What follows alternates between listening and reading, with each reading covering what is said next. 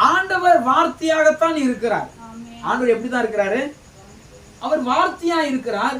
வார்த்தையினாலே உலகத்தை சிருஷ்டித்தார்.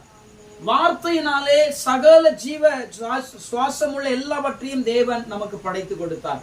வார்த்தையினாலே வியாதியை சுகமாக்கினார். வார்த்தையினாலே தண்ணீர் வர செய்தார்.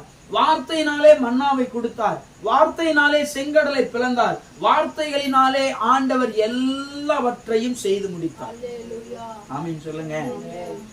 அதே வார்த்தையை உங்களுக்கு எனக்கு மட்டும்தான் கொடுத்திருக்க. மனுஷன் தவிர வேற ஏதாவது வார்த்தை பேசுதா? மிருகம் பேசுதா? ஆடு மாடு கோழி பன்னி எது பேசுதா? பறவைகள் பேசுதா? இல்ல. ஆனா தேவனை போல பேசத்தக்க வார்த்தையை நமக்கு ஜீவ சுவாசத்தை ஊதும் போது ஜீவன் என்கிற பரிசுத்த ஆவியை உள்ள வைத்து நமக்கு வார்த்தையை கொடுத்து அதிகாரத்தை கொடுத்தார்.